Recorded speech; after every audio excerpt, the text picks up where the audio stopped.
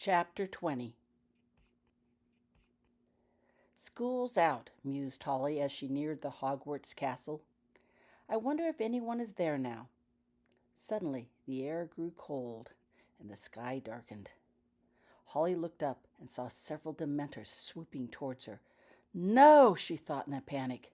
Keep walking, keep moving, she told herself, remembering what Ravenda had told her. But it didn't work. The Dementors slowed when they reached Holly and circled overhead, causing Holly to sink to her knees. She felt like she was drowning in the cold. No, screamed Holly as she again watched the tree vanish before her. No, she whimpered all alone in the Hufflepuff Tower. I killed him, came Albus's voice, filling Holly with overwhelming waves of depression. No, thought Holly as the marsh mist cleared, revealing another burned body, and another, and another. No, she moaned, feeling Ravenda's anguish at her family's death. They're dead, she thought helplessly, with Ravenda. All dead. Wake up, Missy! Wake up! Someone was slapping Holly's face repeatedly. Open your eyes, Missy, the voice said. I want to see them. The words made no sense to Holly. She was drowning in thoughts of death. Nothing made sense. Holly just felt the overwhelming urge to end it all. Open your eyes, the voice insisted. I want to see them. The slapping continued. Leave me alone, Holly moaned. I want to die. The slapping stopped momentarily. Time enough for that later, assured the voice unsympathetically. The slapping resumed. Come on, open up. I want to see those eyes, insisted the voice. With considerable effort, Holly managed to open her eyes. The sudden light seemed blinding. She squeezed them shut again, but the slapping stopped. Green eyes, that's what I thought, said the voice with satisfaction. And Holly felt a sense of recognition. That was important somehow, but Holly didn't know why or care.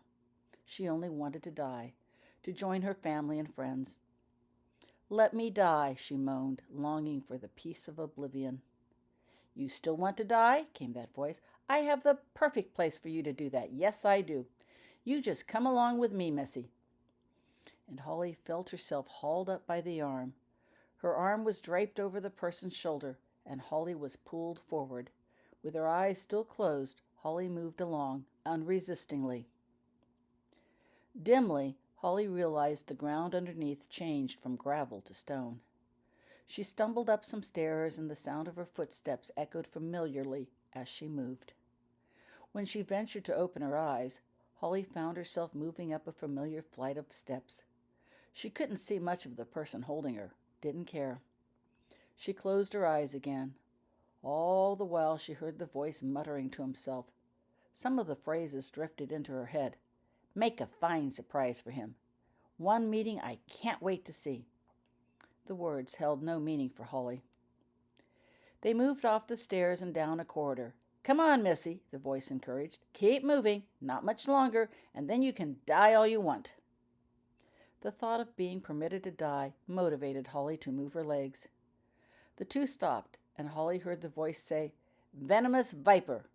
And then she heard, Just another few steps, Missy. You can do it, while being urged forward. They stopped again, and Holly felt the sensation of rising. Almost there, came the voice cheerfully when the movement stopped. Holly heard the creak of a door open and felt herself pulled forward. After a few steps, they stopped again, and the grip on her arm let go. Holly dropped, landing in a chair. She slumped forward and slid down, not caring where she was. No, no, no, came the voice. Not like that. Ow, Holly moaned, as she felt a grip under her armpit pulling her upwards. Then she felt pressure at her waist and dimly recognized it as straps holding her in place. Holly continued to slump down as much as the bindings permitted. Meanwhile, her arm was moved away from the body and held in place on an armrest, and then the other arm was moved and bound. There, said the voice with satisfaction. That should hold you. Now you can die all you want, Missy, the voice told Holly. In the meantime, there's someone I want you to see, or rather, to see you. You wait here and I'll be right back. Feel free to die while you wait, or not. Either way, This should be good, the voice chuckled. There was a loud clink, and then silence. She doesn't look good, came a new voice, an unfamiliar female voice. Do you think he hurt her? I don't think so, Dillies, said another voice. He knows better than to hurt them. But all that talk about death, and he had such a nasty grin on his face when he left her, said the first voice worriedly. Well, she's not a student, so he might treat her differently. Miss, inquired the voice gently, are you all right? Even in her depressed state, Holly knew there was something decidedly odd about the voices. She could hear them, but there was nobody there. Holly could not sense a single emotion. Curious, Holly lifted her head, turning it in the direction of the sound, and opened her eyes.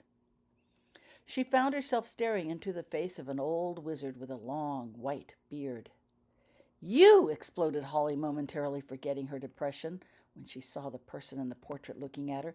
How did you know? Know what? Replied the portrait of Dumbledore, looking somewhat surprised at Holly's reaction. Know about me and the curse, explained Holly. The curse?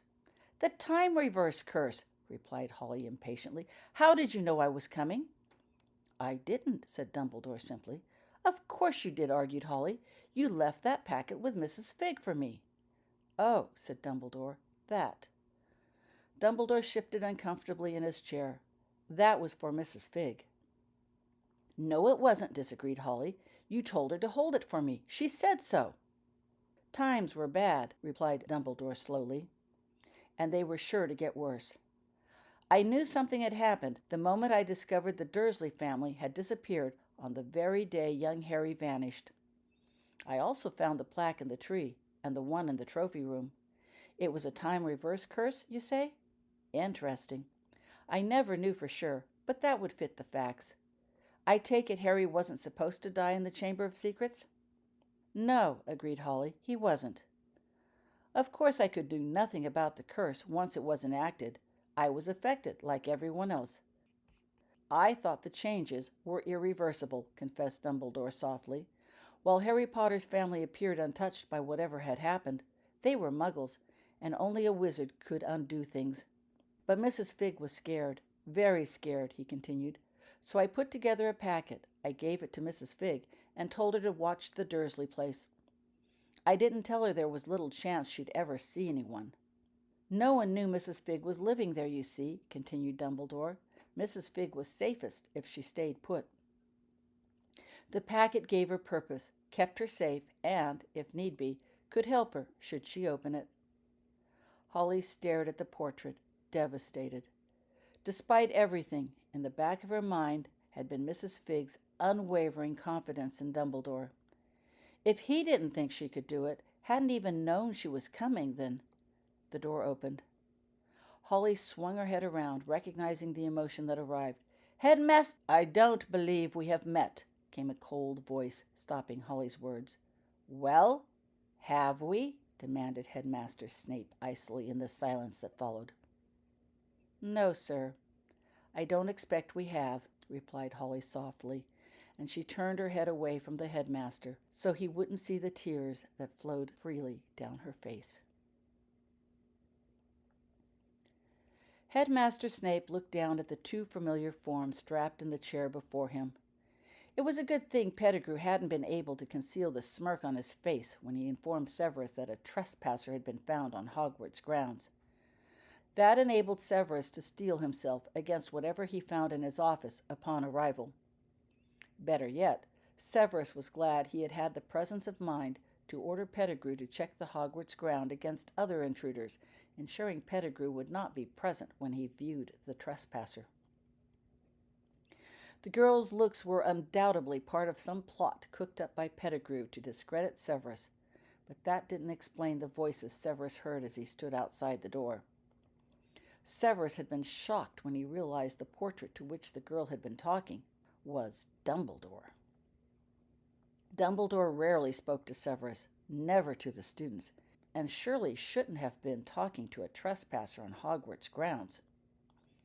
Severus looked up at Dumbledore. What have you to do with all this? He asked accusingly. Nothing, replied Dumbledore sadly, and the portrait retreated into his familiar position of appearing to sleep in his chair, though Severus had no doubt it would listen to every word spoken in the room. Severus strode into the room and again returned his attention to the girl in the chair. She sat with her head bowed. Strands of blonde hair hung down on both sides, hiding her face.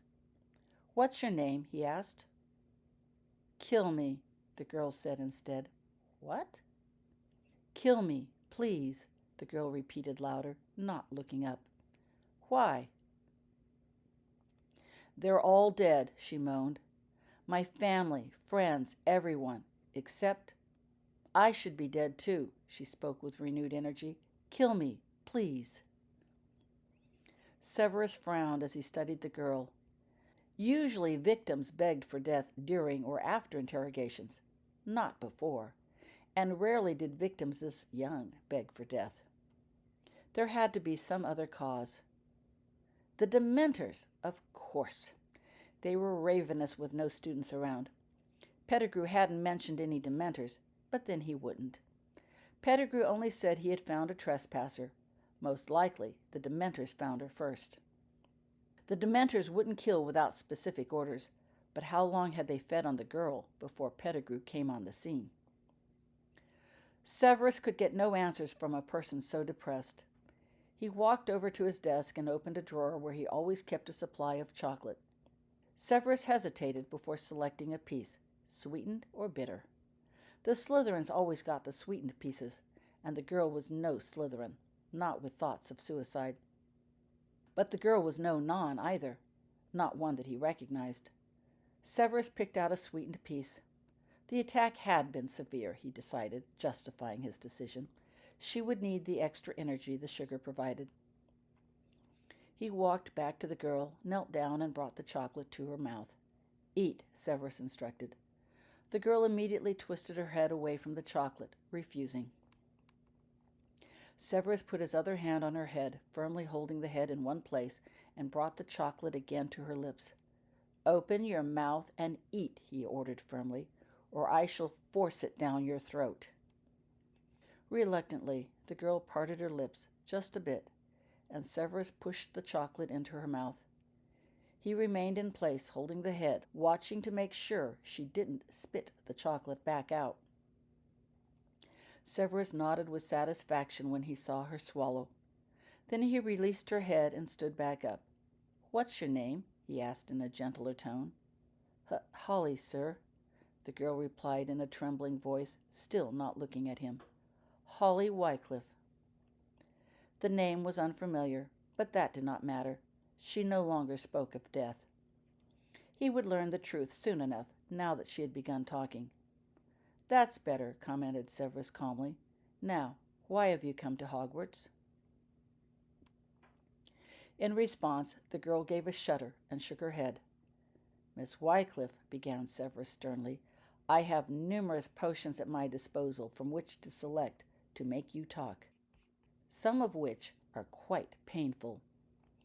He paused to let that sink in, and then continued. "The choice is yours whether you answer my questions or I find some other means to make you talk." Severus let his voice die off suggestively. Most chose to talk, even if they spoke lies, rather than drink a potion and risk losing control of what they said.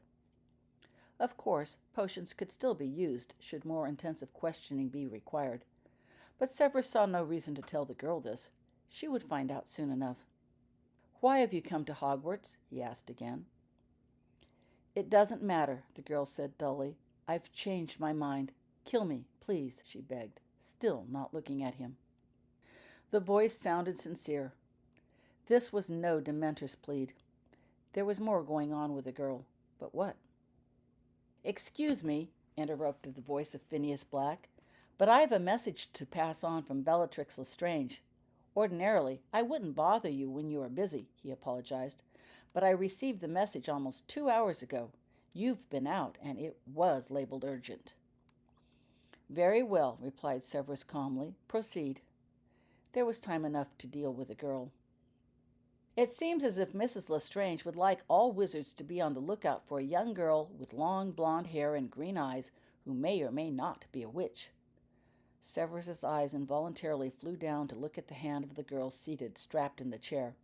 It did not bear a muggle mark, but he did not expect it to. Muggles could not get through the defenses of Hogwarts.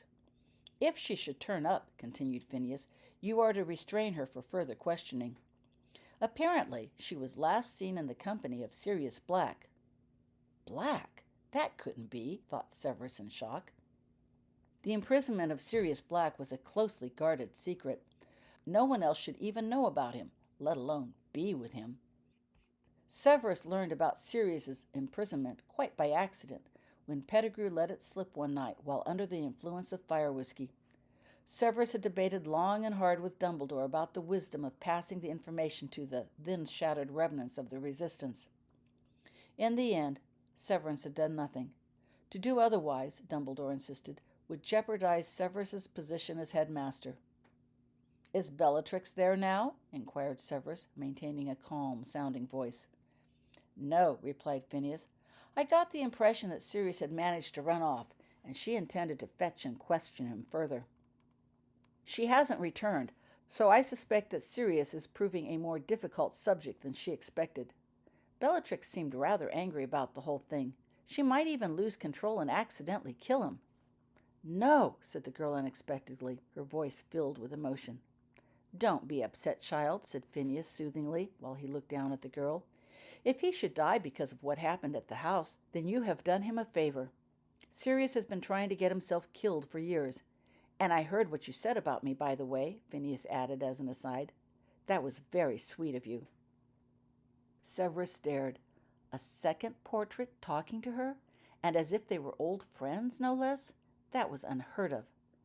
"How did you get in Sirius's house?" asked Severus bluntly. It was plain this was the girl Bellatrix was seeking, and Severus saw no point in giving her the opportunity to deny it. "How do you think?" responded the girl impatiently, with her head still down.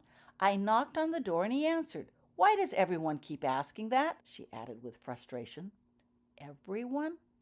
Who else had asked that? Bellatrix, of course. But Sirius, too? That meant he wasn't in on this, whatever this was. Severus studied the girl thoughtfully. Keeping her head hidden was no Dementor's fluke either. Even with a quick glimpse, Severus was acutely aware of the resemblance that had made Pettigrew smirk. Obviously, the girl knew it too, or knew there was something about her face. Why wasn't she trying to use it to her advantage? "The Black family home is unplottable," Severus explained softly. It didn't hurt to tell her what she should have already known. "You can only get there if a secret keeper tells you the location." "Oh," came a small voice. "Well, no one here told me. I figured it out myself." No one here? What did that mean? Figured it out? What was there to figure? Severus took a deep breath. It would be interesting to pursue this line of questioning further, but that was Bellatrix's problem. Of immediate concern to Severus was the girl's presence at Hogwarts. How had she managed to penetrate its defenses so easily and quickly? "How did you get to Hogwarts?" Severus asked abruptly. "Creature brought me," came the soft reply. "Creature?" questioned Severus. The name was not familiar. "The house elf." A house elf? Was that possible? Severus would have to investigate elf magic further. Did Sirius have a house elf all this time? Why hadn't he used it earlier? Why now? It must have been the girl's idea. How did she know the elf could bypass Hogwarts' defenses? "Why did you come to Hogwarts?" Severus asked again, but the girl shook her head in refusal. "Tell him," urged Dumbledore gently. Severus looked at the portrait in disbelief. Dumbledore had never involved himself in an interrogation before. What was it about this girl? The girl shook her head. "I can't," she finally exploded, looking up at Dumbledore. "Why?" persisted Dumbledore. "Because he'll die." Who? Wondered Severus while listening to the exchange. "All the more reason why he should know," replied Dumbledore calmly. But she shook her head again. They're dead, she repeated with conviction. All dead. All except him. I can't let him die, too. Not necessarily, countered Dumbledore. Huh? Thought Severus. Just because I didn't know you were coming doesn't mean you can't succeed, continued Dumbledore encouragingly. Look at how far you have gotten. It's too late, moaned the girl. They already know. That man, he went to get someone. That was the caretaker, informed Dumbledore. He went to get the headmaster, of course. You still have time, if you explain things. But then he'll die.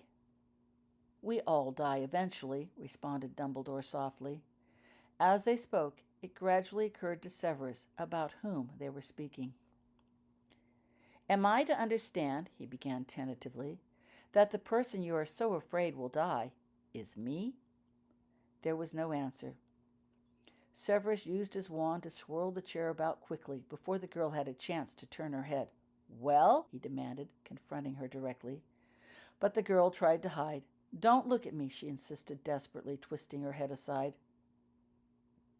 Severus bent down, took hold of the girl's chin, and turned it, forcing her to face him. He could see her features better. She looked ever so familiar, even with her eyes squeezed shut. Why? Please don't, she insisted, through tears streaming out of her closed eyes. Severus waited. He knew she would find the silence unbearable. I'm not Lily Evans, the girl finally blurted. You mustn't do things for me because of her. I know you're not Lily Evans, replied Severus softly. Lily never cried so. While Pettigrew would have known and recognized the lily-like features in her from their old school days, he would have never known what that truly meant to Severus. It was clear this girl knew full well how much Severus had loved Lily. How? Why? He asked calmly. He removed his hand from her chin. This time the head remained facing him, though she still kept her eyes tightly closed, as if perchance he hadn't already noticed her startling green eyes. Because, she gulped and sniffed loudly, if you do, you're gonna die. Then she started crying openly. Huge sobs racked the air. Miss Wycliffe, began Severus when the sobbing died down. I appreciate the concern, but I assure you I am quite capable of caring for myself. Not this time, the girl argued positively. Why? Because, the girl broke off. No, she stated flatly, and again twisted her head aside in a refusal. Severus knelt down to her eye level, rather her ear level, as her head was again turned. Why do you care? He whispered, clarifying his question. You owe me that much, he added persuasively, certain that once she started talking, he would learn everything. There was a long silence. Then the girl took a deep breath and spoke. You don't know me, she began, while looking down at the floor, but I know you. To me, you are the kindest, most wonderful person I have ever met, and I can't bear to have you die again. Again? Echoed Severus softly. When? The girl was clearly delusional, but so sincere, willing to die for her delusions. My first year at Hogwarts, replied the girl. First year? Severus knew positively she had never attended Hogwarts, but he listened anyway. Her manner and voice was not that of a liar. Was she bewitched? By whom? Why? I was lost, alone, and scared, continued the girl. But then you came along. You rescued me. You figured out what was happening, gave me her wand. Her wand? Thought Severus. Lily's? How did she know about that? And then took me to the trophy room so I could go home. Trophy room? Thought Severus. What did she know about the trophy room? The girl's fantasy was mixed with information she should not have. How could she have gotten it? Why couldn't he detect any falsehood or witchcraft about her? And there was Dumbledore. He had abandoned his appearance of sleep and was listening intently. Did he actually take all this seriously? Why the trophy room? Severus asked in a whisper, almost afraid to hear her answer. There was only one thing remotely magical in the trophy room, and she shouldn't know about that either. But Severus was fairly certain she did. Given the time it took for her to respond, Severus guessed the answer contained information she did not want to reveal, though he couldn't see how. "There's a silver plaque in there," she finally said, as Severus knew she would. "You mean the one with Diggory's name?" queried Severus softly, seeking holes in her story, evidence of fakery.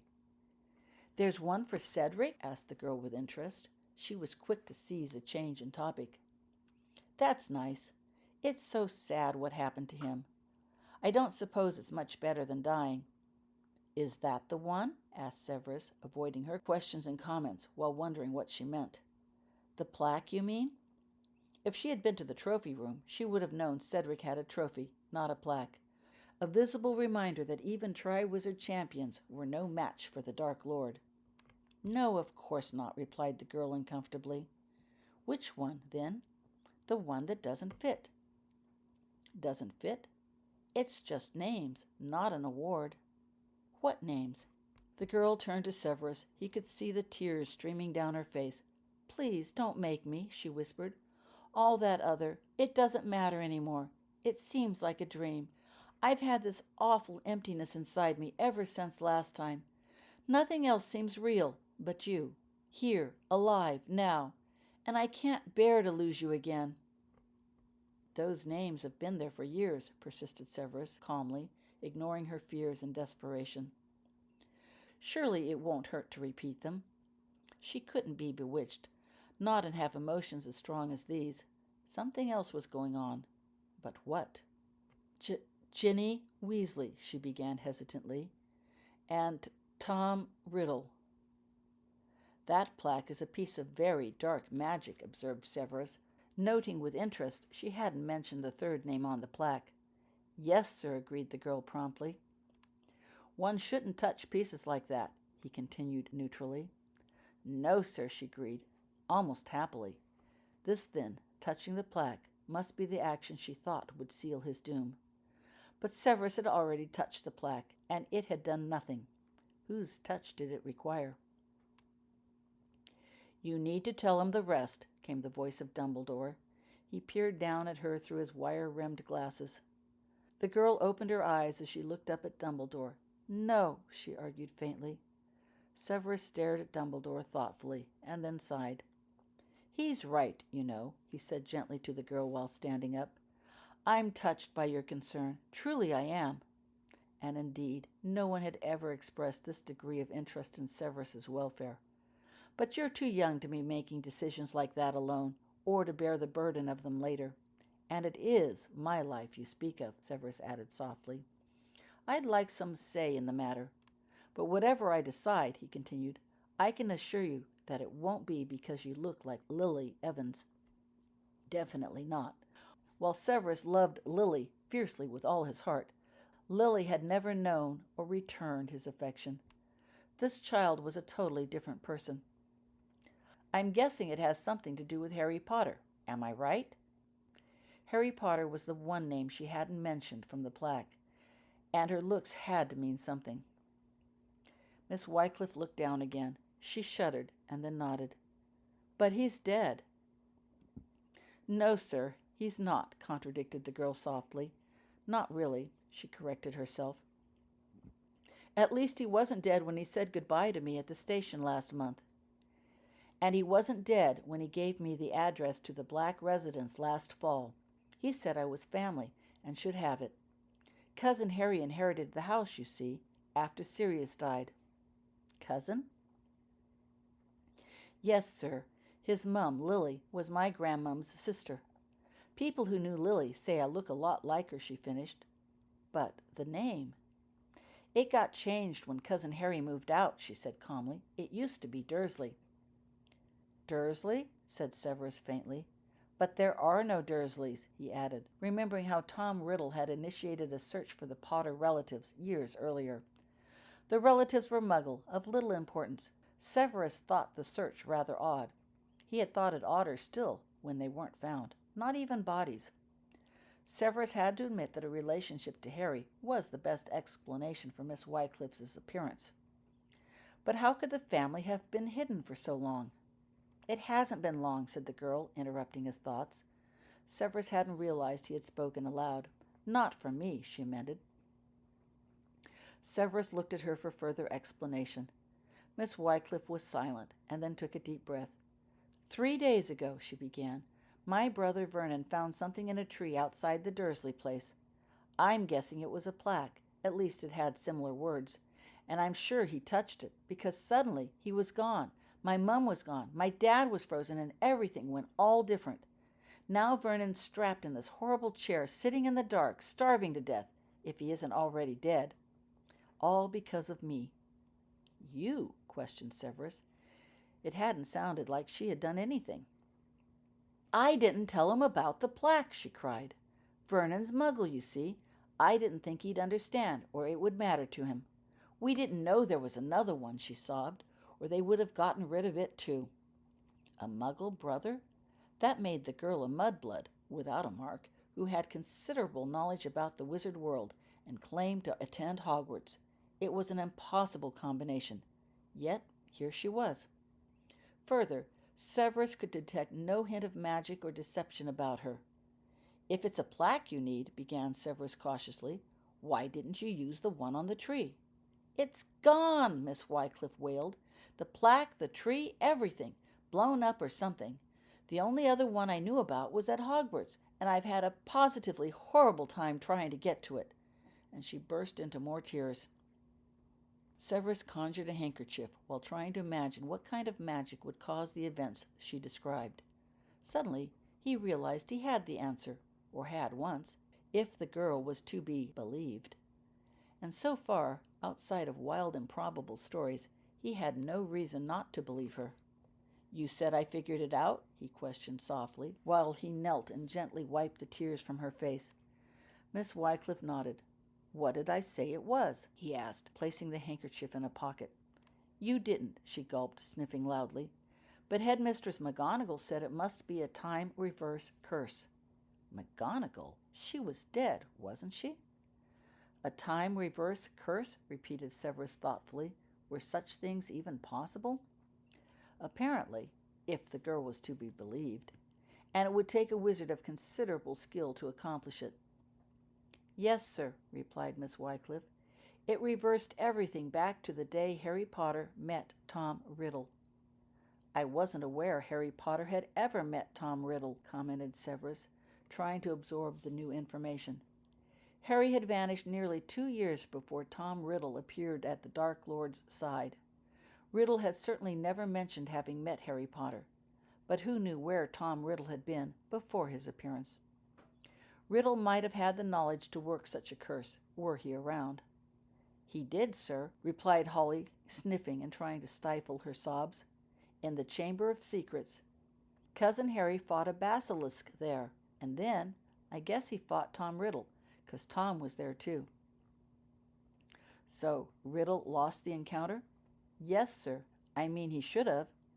But Tom Riddle used Ginny Weasley to fix things, so if he actually lost, time would rewind back to that day so he could try again, and this time be certain of winning. Riddle meant for Cousin Harry to find the plaque in the trophy room, but Cousin Harry never did. Instead, Albus did, 2 years ago, and now my brother. Albus? Cousin Harry's son, Albus Severus Potter, she replied, explaining. Albus has green eyes like me and Vernon. The plaque calls to people with green eyes. And I helped you because you looked like Lily? Yes, sir. There was just a slight hesitation before she answered, a pause that told Severus Miss Wycliffe was lying, or at least telling a half-truth. He'd have thought all her resistance had worn down by now, but apparently not. Was that the only reason? He asked her sternly, his voice letting the girl know he didn't believe her. Yes? Severus waited, letting the silence between them grow uncomfortable. No, sir, Miss Wycliffe said finally. Her shoulders slumped in defeat.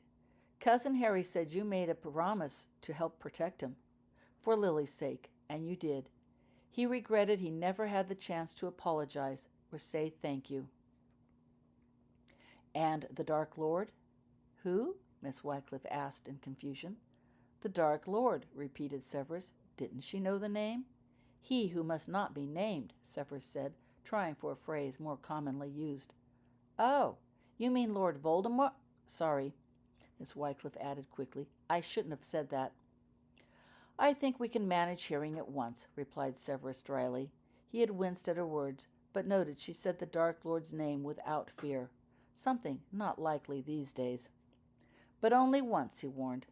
The girl nodded in agreement. "You were saying?" he encouraged.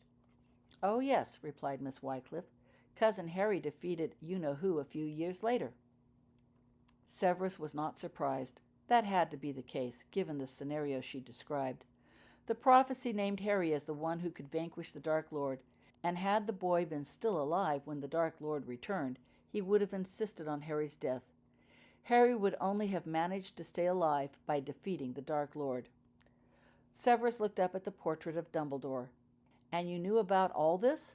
The portrait shrugged. "Some of it," he replied.